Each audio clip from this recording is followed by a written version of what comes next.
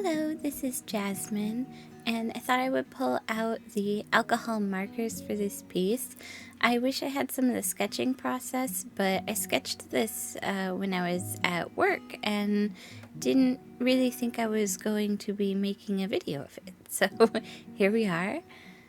I got the prompt sparrow. This is another one of the Saruka timber? Anyway. Challenge prompts from Sarah Tepes here on YouTube and on Instagram. She has beautiful work. Go follow her.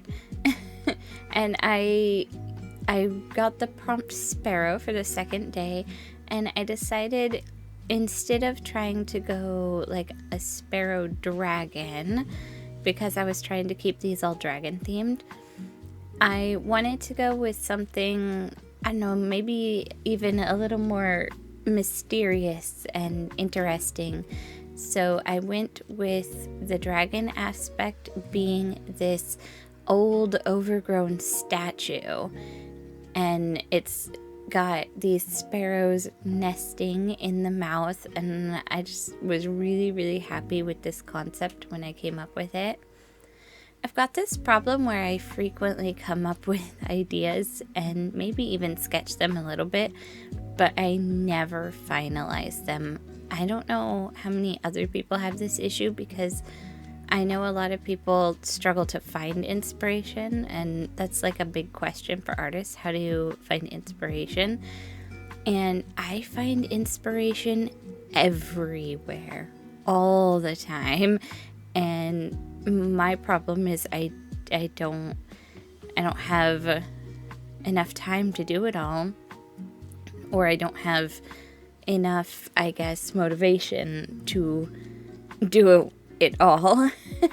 But I actually have a folder filled with ideas, like down to the detail of what the artwork is going to be. I'll have an entire description with like the lighting elements, every item that's going to be it, what viewpoint it is, etc. But then I'll also have ideas that just say something like big cat windowsill or something like that. Let me know in the comments down below, do you guys struggle with inspiration, or do you struggle with having too much inspiration?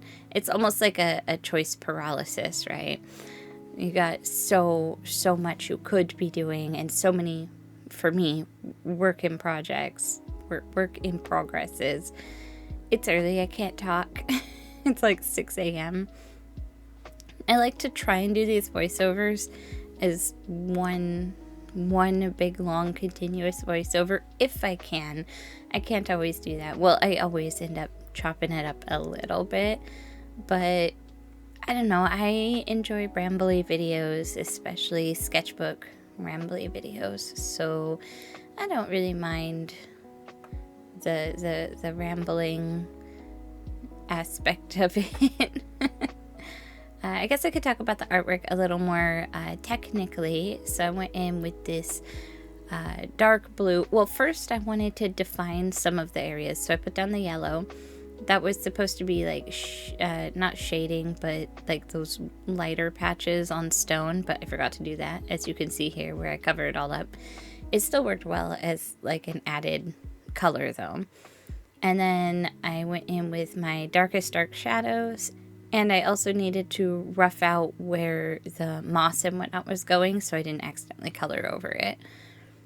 This is the nerve-wracking part. I put a little bit more shadow down, and I thought it looked really cool.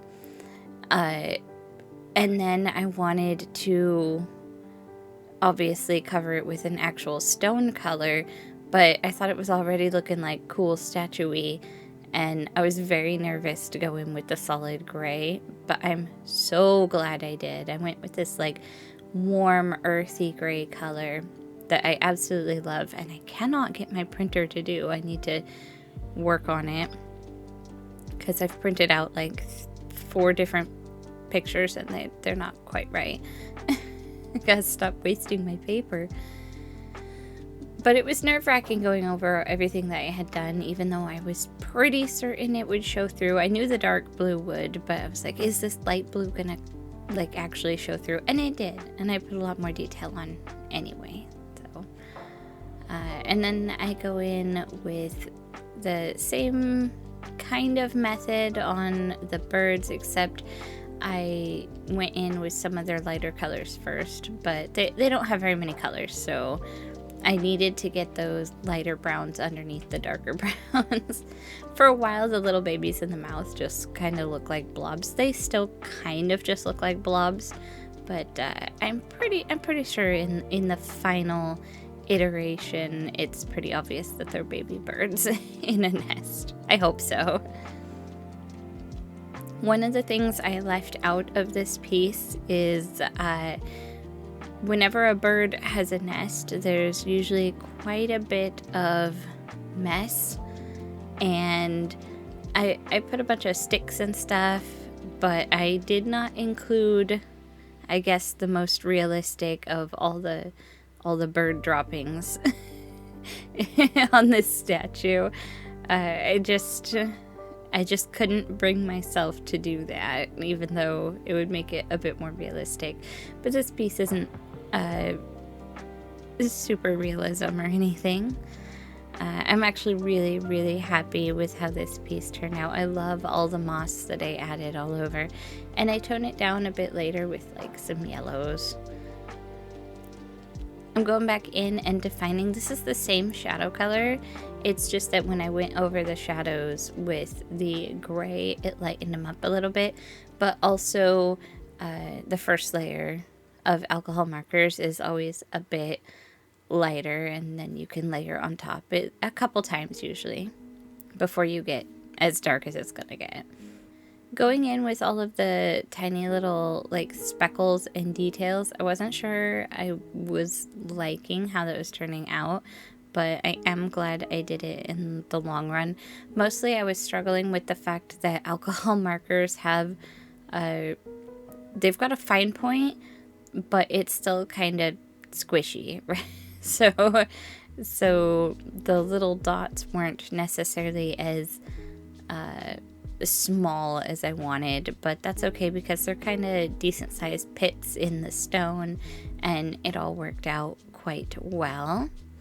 I'm using Ohuhu markers and Copic markers. I used to have other alcohol markers, but they dried up, so I'm sure everybody has heard of the markers called Spectrum Noir markers, and they were really good when I got them. I got them in the Jazza box. Jazza's Jazzy Art Supplies or whatever that one was. So I got that first box and I got those markers, and they were nice. I liked them. They worked really well, kind of like a Copic. I didn't have Ohuhu at the time. But unlike Ohuhu or Copic, every single last one of my Spectrum Noir markers dried up pretty quickly. Like, I didn't touch them for a while, but for example, my Copic markers I have had for like well over 10 years and they have not even attempted to dry up, except for the ones that I use so much that I dry them up. And my Ohuhus, I've had those for quite some time now. I want to say 5 years or so, and they haven't even attempted to dry up. But the Spectrum Noir markers, they dried up within a year or two after I got them. And I had not used them very much, so that means that they dried out on their own. And I don't know if I got maybe an old or bad batch, or if that's common with the Spectrum Noir markers. It seems like that would be the case, considering the fact that I had a whole pack and they all did that. But I don't 100% know. And it's been a while now, so they may have changed their packaging or whatever it is that caused it to dry up, because I'm sure the ink is very similar to regular alcohol markers or like other alcohol markers, I guess I should say. So I'm guessing it's a matter of the packaging that they're in. I didn't keep 100% to marker here. I went in with some gouache. That's my watercolor palette over there on the side, but I was putting a little bit of white gouache on that palette, and I was just kind of mixing some of my watercolors in with it to make it a little more opaque. I absolutely love using white or really light colored gouache this way. I love putting it on and seeing it just fade away and leave this nice, really subtle highlight. I was using it mixed with a little bit of blue to reflect like the sky color, and I also used it with a little bit of yellow later on, and with and like quite a bit more dense to add some more defined highlights. Gouache is kind of subtle, but you can use it pretty opaquely if you just take it straight from the tube without diluting it much. And that's how I added some depth to the cracks and the little pits and crevices, is with a more intense gouache. I think this piece turned out so cool. I love the feel of it. It feels like some ancient statue. Is it a part of a castle? Is it just a statue out by itself? Is it a dragon that got turned to stone by some kind of creature or spell?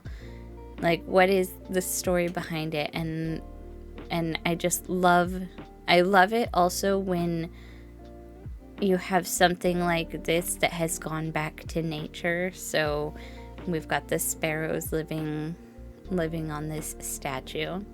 I also went in with a little bit of my watercolor to add just like some glazes. So that's how I did the sky with, well, no, the sky was actually gouache, but I accidentally used my gouache too transparently. But that's okay, because I used a paper towel and I just like kind of dabbed in what would look like clouds. But I did use my watercolor for adding some shadows. I think when I add shadows to the side, I get like some really nice depth that I was missing. I actually made this dragon on stream, so twitch.tv/JasmineSommer, that's me on stream, and I brought it over here, and I hope you guys really enjoyed it. For the final highlights though, I do go in with my gel pen, not because gouache couldn't necessarily get that opaque, but because I wanted these tiny little fine lines, and that's how we really add depth to the pits and just a few of the scratches. So I wanted to be fairly light with that. I wanted to make sure I wasn't too intense.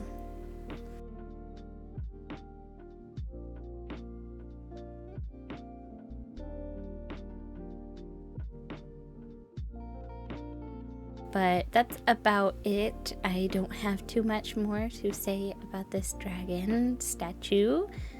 And tell me what you guys think. And thanks for stopping by.